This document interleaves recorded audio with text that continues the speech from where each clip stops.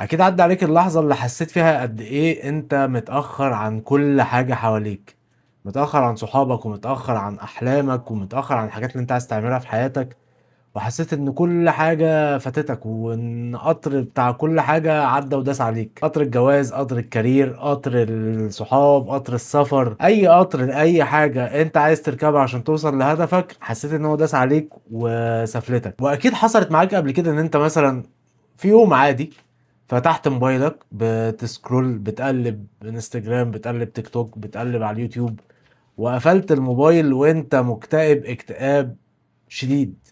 لقيت نفسك ما بتعملش اي حاجة في حياتك، لا بتعمل الفلوس اللي الناس بتقولك عليها، ولا بتسافر الاماكن اللي الناس بتتكلم عنها، ولا بتعمل اي حاجة في حياتك، ولا بتفتح البيزنس اللي الناس بتقولك افتحه، ولا بتتفرج على الحاجات اللي الناس بتقولك اتفرج عليها. وحسيت قد ايه انت منعزل عن السرعة اللي العالم بيجري بيها. انت لقيت نفسك انت متأخر جدا في كل حاجة ومعرفتش تعمل ايه.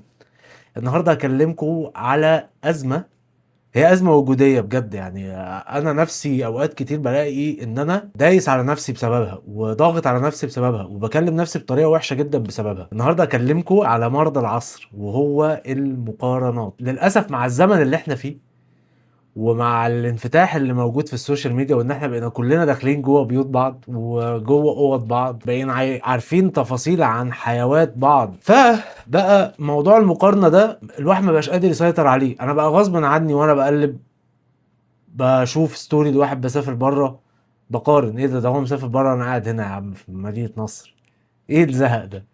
اقلب ايه ده بيلعب كورة وانا قاعد هنا ما بتحركش، ايه ده بيعمل فورمة وانا قاعد هنا تخين، ايه ده شعره حلو وانا شعري خشن.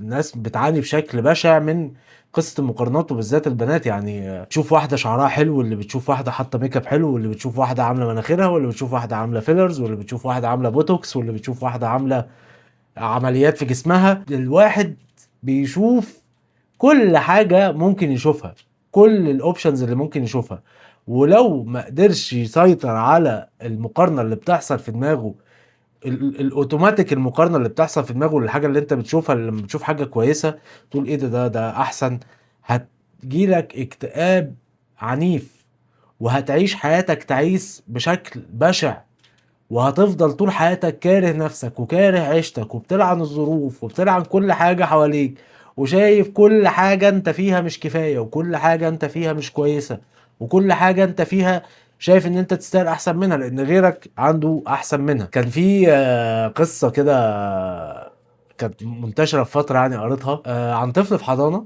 كان كل يوم مثلا باباه بيديله مصروف وهو رايح المدرسة 10 جنيه 20 جنيه، يعني حاجة بسيطة، يعني اللي هو يقضي بيها يوم 10 جنيه، يوم 20 جنيه، يوم 15 جنيه، ومش بيزيد عن ال20 جنيه.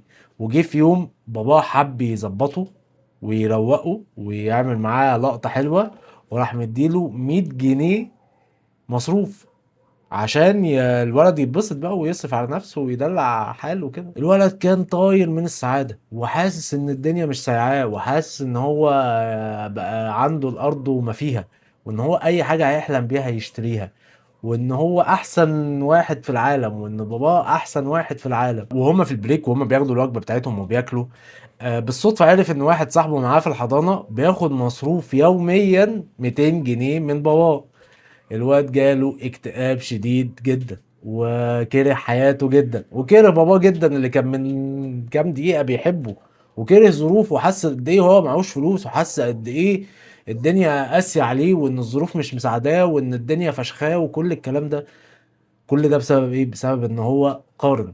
مع ان هو لو كان قارن بين حاله اليوم اللي هو خد فيه ال 100 جنيه وحاله في الايام اللي قبلها كلها اللي كان بياخد فيها 10 جنيه و15 جنيه، فهو الانكم بتاعه اتضرب في 10. يعني ضرب ضربة شديدة، مش في اتنين، ما تضاعفش، ما خدش 3 اضعاف، خد 10 اضعاف الرقم اللي هو كان بياخده يوميا. بس لمجرد ان هو سمع ان الولد اللي جنبه ده بياخد 200 جنيه مصروف في اليوم، لا فجأة بقت ال 100 جنيه دي مش كفاية.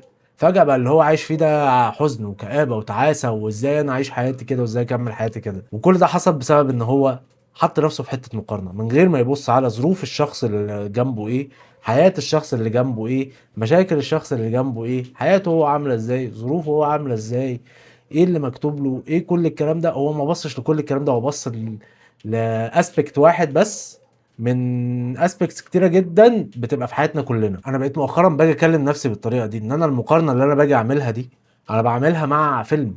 يعني كأني بتفرج على فيلم البطل فيه اغنى واحد، اشطر واحد في شغله، البنات كلها بتحبه، راكب احلى عربية، عايش في احلى بيت. عارفين الافلام اللي هي الفانتازيا دي، اللي هو اللي تحس ان انت نفسك تبقى البطل ده، نفسك تعيش حياة البطل ده. الناس اللي بتصور حياتها على السوشيال ميديا هو بيبقى عايز يوريك ان هو انا البطل بتاع حياتي، هو بيصور فيلم عن حياته، هو بيوريك اللي هو عايز يوريهولك، مش بيوريك حياته الحقيقية. فانت بتيجي بتقارن نفسك بين حياتك انت وبين فيلم، اللي هي حاجه مالهاش اي علاقه بالحقيقه. يعني فعلا في ناس يا جماعه بتبقى مأجره البيوت اللي بتصور فيها، او ده مش بيته، مأجر العربيه بيصور فيها، بيصطنع المشاعر اللي بيوريها لك، ايا كان مشاعر حب لاهله ولا مشاعر حب لمراته ولا مشاعر سعاده ولا مشاعر، هو مجرد ما الكاميرا بتبدأ تصور وهو بيبقى شخص تاني، بيبقى اسعد واحد في الدنيا، وبيبقى اكتر واحد مبسوط في الدنيا، والدنيا لذيذه جدا معاه. وبيوريك الحاجه اللي هو عايز يوريها لك، بيوريك الحاجه اللي هتبيع، بيوريك الحاجه اللي هتبص عليها هتلاقي عينك وسعت كده وقلت ايه ده، الله، ده في ناس عايشه كده ازاي، ده انا ما عشتش يا عم. وفعلا يا جماعه ده حقيقي. الناس، اغلبيه الناس اللي انتوا بتشوفوا حياتهم اللكجيريوس دي، الحياه اللي مليانه رفاهيات دي، بيبقى حياتهم كلها ملهاش اي علاقه بالواقع. كل حاجه بيبقوا مأجرينها، مأجرين بيوتهم، مأجرين عربياتهم، مأجرين حياتهم. وكل ما العيون زادت عليهم كل ما هم كسبوا اكتر، فهم يفضلوا عايزين العيون تفضل عليهم، وعايزين يستفزوا الحته دي في الشخص اللي بيتفرج عليهم، اللي هو بص انا عايش حياه رفاهيه ازاي. ونقطه تانية انا بقيت بحاول على قد ما اقدر امسك نفسي فيها في حته المقارنه دي، ان محدش بيبوست فشله على السوشيال ميديا، محدش بيوريك هو بيفشل ازاي، ولا بيخسر قد ايه، ولا حياته وحشه ازاي، ولا المشاكل اللي في بيته، ولا المشاكل اللي مع مراته، ولا المشاكل اللي مع عياله.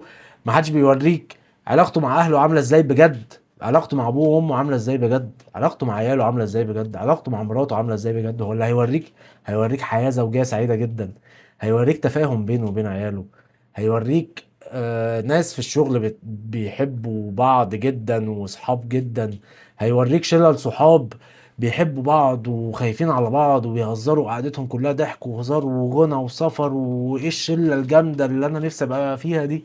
هيوريك حاجات انت عايز تشوفها، بس قد ايه الحاجات دي حقيقيه؟ صفر. صفر، وانا متاكد من اللي انا بقوله لكم ده صفر. وكل ما لقيت الشخص اللي انت بتتفرج عليه ده بيبالغ في اظهار حاجه، ايا كانت الحاجه دي ماديه كفلوس، ساعه، عربيه، بنات، بص انا خارج فين وانت قاعد فين، بص انا بعمل ايه وانت عامل ازاي، بص انا غني ازاي وانت فقير ازاي، وعمال يبالغ في الاظهار الحاجه دي، اعرف ان الحاجه دي مش موجوده عنده تماما. يعني اعرف ان الحاجه دي هو فاقدها بشكل هو مش قادر يعوضه، فهو بيدور على الفاليديشن من ان هو يجوع عينك انت. وديك شايف دلوقتي كل شويه خبر ينتشر، مش عارف مين طلع عليه ديون، قروض ب 40 مليار، مين عليه قروض ب 10 مليار، مين عليه قروض مش عارف ايه. انا الارقام دي لما بشوفها جدتي بتتلبش يعني. لما بيبقى عليا 100 جنيه لواحد صاحبي ما بعرفش انام لمده اسبوع، فمش عارف الناس دي عايشه حياتها ازاي وهي مديونه بالارقام البشعه دي. يعني كان في ايه في القران، انا مش فاكر بالظبط النص بتاعها، ولا تمدن عينيك الى ما متعنا به ازواجا، حاجه انا مش فاكر بالظبط باقي الايه يعني. اللي هو غض البصر ده مش حاجة في شهوتك الجنسية بس، غض البصر ده في جميع شهواتك. غض البصر ده في الناس بتعمل ايه، الناس لابسة ايه، الناس خارجة فين، الناس بتاكل ايه، الناس بتعمل ايه. غض بصرك ده عن الناس كلها، ان انت تسيطر على عينك عشان تقدر تسيطر على مشاعرك ومخك. لان انت كل ما هتفلت عينك وكل ما هترمي عينك تبدأ تبص تلاقي الناس كلها مبسوطة وانت مش مبسوط، الناس كلها معاها فلوس وانت معاكش فلوس، الناس كلها بتسافر وبتروح وانت مش عارف تطلع يومين دهب، الناس كلها بتعمل كل حاجة في حياتها وانت مش عارف تعمل اي حاجة في حياتك. كل ده بسبب ان انت اطلقت البصر على الحاجات اللي ربنا ممتع بيها الناس التانية، والله اعلم المتعة دي لإيه. خليك دايما عارف ان الرزق من عند ربنا، ولو ربنا فتح للواحد من رحمة ومن رزق مفيش حد هيمسكها عليه. ولو ربنا امسك على واحد رزقه وامسك على واحد من رحمه مفيش حد هيفتح له من اي حاجه. ان شاء الله لو الناس كلها اتفقت ان هي عايزاه تخليه اغنى واحد في الدنيا واسعد واحد في الدنيا، لو هتقارن نفسك بحد، الحد الوحيد اللي تقارن نفسك بيه هو انت. انا عايز اعرف انا دلوقتي امبارح كنت بعمل ايه والنهارده عملت ايه، او انا السنه اللي فاتت كنت بعمل ايه والسنه دي انا بعمل ايه. ساعتها اقدر اقيم فعلا انا بتحسن ولا لا. لكن هفضل اقارن نفسي بالناس اللي حواليا وبالحاجات اللي حواليا، انا عمري ما هخلص وعمري ما هبقى مبسوط في حياتي. يعني عمري ما هرضى، عمري ما هعرف ارضى باللي ربنا مديهولي، يعني بكم النعم اللي ربنا انعمها عليا. اتمنى ان كل الناس تقدر تتخلص من المقارنات التعيسة اللي بنفضل نقارنها لنفسنا واللي حوالينا، والدنيا تبقى ابسط معانا ان شاء الله. وعايزكم تشاركوا معايا في الكومنتات تجاربكم مع المقارنة وازاي بتتخلصوا منها وبتعمل معاكم ايه. والسلام عليكم ورحمة الله وبركاته.